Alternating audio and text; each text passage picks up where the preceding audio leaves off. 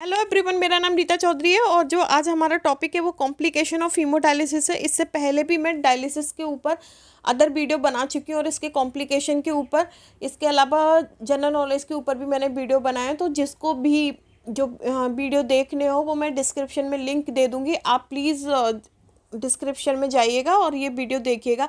और प्लीज़, मेरा channel new है और आपको मेरे वीडियो पसंद आते हैं तो like, subscribe, share and comment ज़रूर करिएगा। ये मैंने patient complication and technical complication का चार्ट दिया है। अभी हमारे जो वीडियो चल रहा है वो पेशेंट कॉम्प्लिकेशन पे चल रहा है। इसी में आज हमारा जो वीडियो है वो चेस्ट पेन के ऊपर है। तो देर ना करते हुए शुरू करते हैं। Chest pain in dialysis. अब चेस्ट पेन क्या होता है ड्यूरिंग डायलिसिस या नॉर्मल भी? तो चेस्ट पेन में क्या होता है कि अगर बहुत ज़्यादा असहनीय पेन हो जो कि टॉलरेबल ना होने वाला हो, या दबाव पड़ता है छाती पे, या बहुत ज़्यादा टाइटनेस मतलब खिंचाव रहता है, या डिस्कम्फर्ट फील होता है चेस्ट में। और कभी कभी क्या होता है कि वहाँ पे जब इस ये तो पेन वगैरह तो होता ही होता है, साथ में जलन जैसा भी फील होता है बिटवीन द डायफ्राम। अब डायफ्राम क्या है? अगर आप गर्दन के नीचे जाएंगे तो जो हमारा ये पसलियों का जो ढांचा है, ठीक है, इसको हम थोरेसिस पार्ट भी बोलते हैं। और साथ में इसके अंदर जो डायफ्राम, जो पसलियों का ढांचा है, इसको डायफ्राम बोलते हैं, ठीक है। तो यहाँ पे अगर वर्निंग फीलिंग होता है, या कभी कभी क्या होता है कि सोल्जर में भी मतलब कंधे पे दर्द होगा, या एक हाथ में दर्द होता है, या दोनों हाथों में दर्द होता है, या नेक के पीछे दर्द होता है।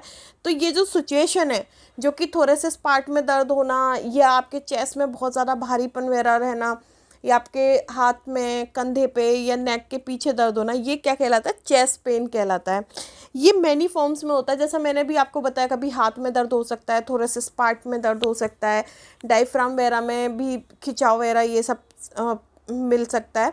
तो इसकी मैनी फॉर्म्स हैं। मैं ये नहीं कह सकती कि एक निश्चित तरीके से कि इसमें हाथ में ही दर्द होगा या छाती में ही दर्द होगा, नहीं।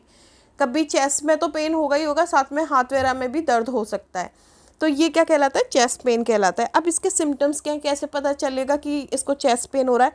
अगर उसको सांस लेने में दिक्कत होती है दर्द के साथ में, अगर छाती में जलन जैसी फील होती है, कभी कभी क्या होता है कि हार्ट बीट जो है वो बदल जाती है, मतलब एक नॉर्मल हार्ट बीट से बढ़ के, अब मानिए कि अगर किसी पेशेंट की हार्ट बीट 90 या 100 से बढ़ के 110, 120, 130 इतना तक पहुंच जाए, या उससे भी ज़्यादा, या कभी कम हो जाए, मतलब हार्ट बीट इरेगुलर हो जाए, तो भी चेस्ट पेन रहता है। एबनॉर्मल पेन इन चेस्ट मतलब असहनीय दर्द होगा आपकी छाती में। इसके कॉजेज़ क्या हैं?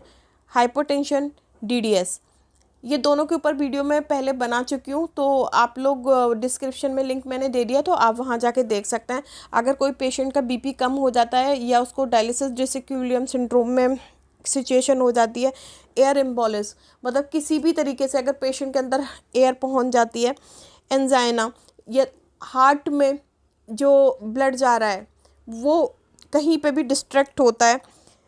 कभी कभी क्या होता है कि हम जो कैथेटर डालते हैं वो कैथेटर अपनी राइट पोजीशन पे ना जाके कुछ कहीं ना कहीं मिसप्लेस हो जाता है, तो ये सिचुएशन में भी चेस्ट पेन होता है। पेरिकार्डाइटिस, हार्ट के ऊपर एक लेयर होती है, दो लेयर होती हैं, दोनों लेयरों के बीच में छोटा फ्लूइड, मतलब थोड़ा फ्लूइड पाया जाता है। अगर ये फ्लूइड बढ़ जाता है, ये थोड़ा फ्लूइड तो फ्रिक्शन पैदा करता है, लेकिन अगर यही फ्लूइड बढ़ जाए तो ये क्या करता है? ये हार्ट पे दबाव पैदा करता है। तो ये सिचुएशन भी चेस्ट पेन को क्रिएट करती है।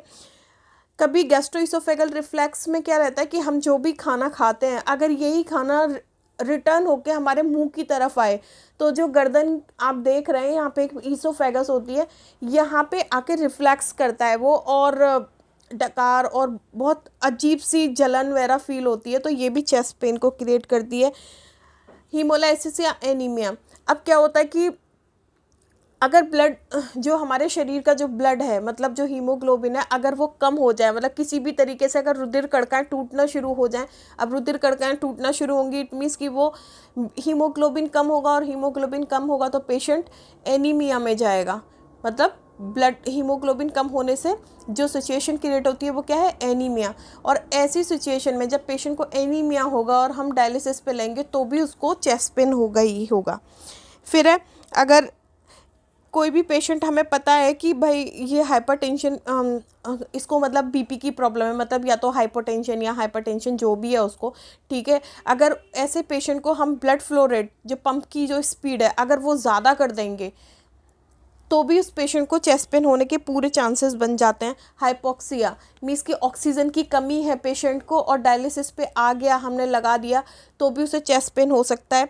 पल्मोनरी हाइपरटेंशन, बहुत ज़्यादा ओवर फ्लूइड जब पेशेंट का हो जाता है, तो वो क्या मैंने बताया था आपको कि अगर बहुत ज़्यादा ओवर फ्लूइड हो जाता है पेशेंट का, तो वो कहाँ जाएगा, पहले तो शरीर में आएगा, लेकिन जब शरीर में भी उतनी मात्रा जितनी चाहिए उससे ज़्यादा हो जाती है, तो वो क्या करती है, धीरे धीरे लंग्स में जाना शुरू कर देती है और लंग्स में जाके वो पल्मोनरी एडिमा क्रिएट करती है। तो दैट सिचुएशन भी चेस्ट पेन को क्रिएट करता है। ये थे कॉजेस, मतलब कारण कि किस वजह से चेस्ट पेन हो सकता है। अब इसका मैनेजमेंट क्या है। सबसे पहला काम आपको ये करना चाहिए कि स्पीड जो है, पंप स्पीड, वो कम कर देनी चाहिए। दूसरा ये कि डॉक्टर की परमिशन से, अगर आपको दिख रहा है तो डॉक्टर की परमिशन से आप उसे एस्प्रिन दे सकते हैं, नाइट्रेट या सॉर्बिट्रेट दे सकते हैं सबलिंगुअल, ठीक है। जनरली हम लोग सॉर्बिट्रेट देते हैं पेशेंट को सबसे पहले, अगर चेस्ट पेन होता है पंप स्पीड कम करके उसको सॉर्बिट्रेट देते हैं, लेकिन आप एस्प्रिन वगैरह भी दे सकते हैं। अगर पेशेंट को नाइट्रोग्लिसरीन या एस्प्रिन दे सकते हैं यदि पेशेंट को कार्डियक प्रॉब्लम हो रही है तो। इसके अलावा उसको बर्निंग के लिए आप रेंटेडिन दे सकते हैं। और अगर आपको पता चल रहा है कि इसकी हार्ट बीट 100 से ज़्यादा जा रही है, 110 या इससे भी ज़्यादा जा रही है, तो तुरंत बिना कुछ सोचे हीमोडायलिसिस बंद कर देना चाहिए, मीन्स डायलिसिस बंद कर देना चाहिए, ठीक है। इसके अलावा आपको जो एक्शन लेना है वो ये कि फटाफट से डॉक्टर्स की टीम को कॉल कर देना चाहिए, क्योंकि हो सकता है उसको कुछ सीरियस इशू हो जाए या उसको सीरियस इशू हो रहे हैं, तो दैट सिचुएशन में डॉक्टर की टीम को कॉल करना चाहिए। तो ये था हमारा चेस्ट पेन के कॉजेस, सिम्टम्स एंड मैनेजमेंट। और आपको अगर मेरे वीडियो अच्छे लगते हैं तो please like, subscribe, share and comment ज़रूर करिएगा। Thank you.